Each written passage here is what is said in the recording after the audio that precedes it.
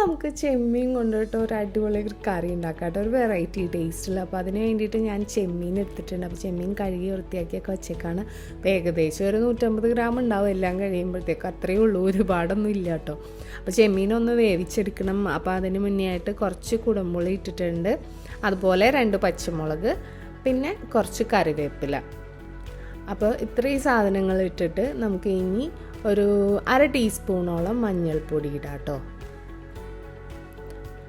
മഞ്ഞൾപ്പൊടിയും പിന്നെ ആവശ്യത്തിന് ഉപ്പും പിന്നെ കുറച്ച് വെള്ളവും കൂടി ഒഴിച്ചിട്ട് നമുക്കിതൊന്ന് വേവിച്ച് വയ്ക്കണം. അപ്പോൾ ഇതൊന്ന് വെന്തിട്ട് വരട്ടെ. അപ്പോൾ നന്നായിട്ടൊന്ന് മിക്സ് ചെയ്തിട്ട് ഞാൻ വേവിക്കാൻ വെക്കാൻ പോവാണ്. അതിൻ്റെ കൂടെ തന്നെ ഞാൻ കുറച്ച് വെജിറ്റബിൾസ് ഇടുന്നുണ്ട്. വേറൊന്നുമല്ല കേട്ടോ, കുറച്ച് മുരിങ്ങയ്ക്ക, പിന്നെ ഒരു എന്താ പറയുക, ഏകദേശം ഒരു 5-6 പീസ് മുരിങ്ങക്കായ ഉണ്ട്. അതുപോലെ ഒരു അരക്കപ്പ് ഇല്ല കേട്ടോ, അരക്കപ്പിൻ്റെ പകുതിയേ ഉള്ളൂ. 1/4 കപ്പൊന്നും പറയാൻ പറ്റില്ല, അത്രയും പടവലങ്ങ ഇത്രയും ഇട്ടിട്ടുള്ളൂ. അപ്പോൾ ഈ 2 സാധനങ്ങളും നമുക്കൊന്ന് വേവിച്ചെടുക്കാം ഒരുപോലെ. അപ്പോൾ ചെമ്മീൻ ഏകദേശം വെന്തിട്ടൊക്കെ വരുന്നുണ്ട്, ഇതും തിളക്കുന്നുണ്ട്. അപ്പോൾ ഇത് വേവിക്കുമ്പോൾ നമ്മൾ ആവശ്യത്തിന് ഉപ്പൊക്കെ ചേർത്ത് കൊടുത്തേക്കാം. അപ്പോൾ 2ഉം വെന്തിട്ടുണ്ട്. അപ്പോൾ വെന്ത് കഴിഞ്ഞപ്പോൾ ഞാനിതെല്ലാം കൂടെ ഒരു പാത്രത്തിലേക്ക് മിക്സ് ചെയ്യാൻ പോവാണ്. പിന്നെ അതിന് മുന്നേ നേരത്തെ ഞാൻ കുറച്ച് ഉരുളക്കിഴങ്ങ് വേവിച്ച് വെച്ചിട്ടുണ്ടായിരുന്നു. ഒരു ഉരുളക്കിഴങ്ങേ ഉള്ളൂ കേട്ടോ, അത്യാവശ്യം വലിയ ഉരുളക്കിഴങ്ങ് ആയതുകൊണ്ടാണ് ഇത്രയും പീസസ്. അപ്പോൾ ഇത്രയും വെജിറ്റബിൾസ് ഞാനിവിടെ വേവിച്ച് വെച്ചിട്ട് ഇതെല്ലാം കൊണ്ട് ഞാൻ ചെമ്മീനിലേക്ക് മിക്സ് ചെയ്യാണ്. ഇപ്പോൾ തീയൊന്നും കത്തിക്കണ്ട കേട്ടോ, ഗ്യാസൊക്കെ ഓഫാണേ.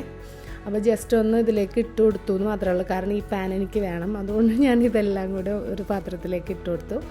അപ്പോൾ ഈ പാൻ തന്നെ ഞാൻ ചൂടാക്കി അതിലേക്ക് ആവശ്യത്തിന് വെളിച്ചെണ്ണ ഒഴിച്ച് കൊടുക്കുകയാണ്. അപ്പോൾ ഏകദേശം 1 ടേബിൾ സ്പൂണോളം. ഇനി നമുക്ക് ഇതിലേക്ക് വേണ്ടിയിട്ട് അരപ്പ് റെഡിയാക്കാൻ വേണ്ടി ഏകദേശം ഒരു 1/4 കപ്പോളം തേങ്ങ എടുത്തിട്ടുണ്ട്. അപ്പോൾ അത്രയും തേങ്ങ നമുക്കൊന്ന് വറുത്തെടുക്കണം. അപ്പോൾ അതിൻ്റെ കൂടെ കുറച്ച് കറിവേപ്പില, പിന്നെ ഒരു 5-6 അല്ലി ചുവന്നുള്ളി, അത് ചെറുതായിട്ട് അരിഞ്ഞെടുത്തേക്കാണ്. അതുപോലെ ഒരു ചെറിയ പീസ് ഇഞ്ചി. അപ്പോൾ ഇഞ്ചി ഇടുമ്പോൾ ഇതിനൊരു വെറൈറ്റി ടേസ്റ്റ് ആട്ടോ, അതുകൊണ്ടിട്ടാണ് ഇഞ്ചി ഇട്ടത്.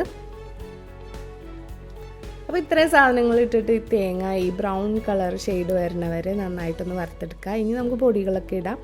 1/2 ടീസ്പൂൺ മഞ്ഞൾപ്പൊടി, ഇനി ആവശ്യത്തിന് മല്ലിപ്പൊടി, ഏകദേശം ഒരു 1.5 ടീസ്പൂണോളം ഉണ്ടാവും. പിന്നെ 1 ടീസ്പൂൺ ഫുള്ളായിട്ട് മുളക് പൊടി എടുത്തിട്ടുണ്ട്. അപ്പോൾ മുളക് പൊടിക്ക് അത്യാവശ്യം നല്ല എരിവുള്ളാറിന് അത്രയും ഞാൻ എടുത്തിട്ടുള്ളൂ കേട്ടോ, ഒരുപാടൊന്നും എടുത്തിട്ടില്ല. അപ്പോൾ ഈ ഒരു സമയം നമ്മളുടെ തീ ലോ ഫ്ലെയിമിലേക്ക് ഇട്ടേക്കാം, അല്ലാന്നുണ്ടെങ്കിൽ നമ്മൾ ഇട്ട പൊടിയൊക്കെ വേഗം അങ്ങോട്ട് വല്ലാണ്ട് മൂത്ത് പോയി കഴിഞ്ഞാൽ നമ്മുടെ അരപ്പിന് എപ്പോഴും കയ്പ്പായിരിക്കും കേട്ടോ. അപ്പോൾ ആദ്യം ഒന്ന് നന്നായിട്ട് ക്രഷ് ചെയ്തെടുത്തിട്ട് പിന്നെ കുറച്ച് വെള്ളവും കൂടി ഒഴിച്ച് ഇതുപോലെ നന്നായിട്ട് അരച്ചെടുത്തേക്കാം. അപ്പോൾ ഈ അരപ്പ് നമുക്ക് നേരത്തെ നമ്മൾ വേവിച്ച് വെച്ചിരിക്കുന്ന ആ ചെമ്മീനിലേക്കൊക്കെ ഇട്ട് കൊടുക്കാം. പിന്നെ നമുക്ക് ആവശ്യത്തിന് എന്തോരം ചാറ് വേണോ അത്രയും വെള്ളം ഒഴിച്ചിട്ട് നന്നായിട്ടൊന്ന് മിക്സ് ചെയ്യുക. ഇനി നമുക്ക് ഗ്യാസ് ഓണാക്കാം.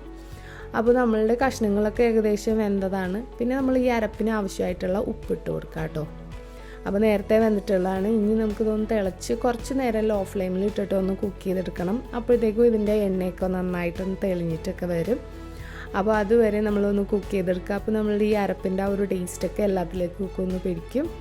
അപ്പോൾ അത്രയും നേരം വെയിറ്റ് ചെയ്താൽ മാത്രം മതി. ഇനി നമുക്ക് കറിയുടെ ഗ്യാസ് ഓഫ് ചെയ്തേക്കാം. ഇനി കറിക്ക് ഒന്ന് താളിച്ചൊഴിക്കണം. അതിന് വേണ്ടിയിട്ട് ഒരു പാൻ വെച്ചിട്ട് ഒരു 1.5 ടേബിൾ സ്പൂണോളം വെളിച്ചെണ്ണ എടുത്തിട്ടുണ്ട്. പിന്നെ അതിലേക്ക് ഒരു 1.5 ടീസ്പൂൺ ചുവന്നുള്ളി ചെറുതായിട്ട് അരിഞ്ഞതാണ്. അപ്പോൾ ആ ചുവന്നുള്ളി ഇട്ടാണ് കേട്ടോ നമ്മളിത് താളിക്കുന്നത്.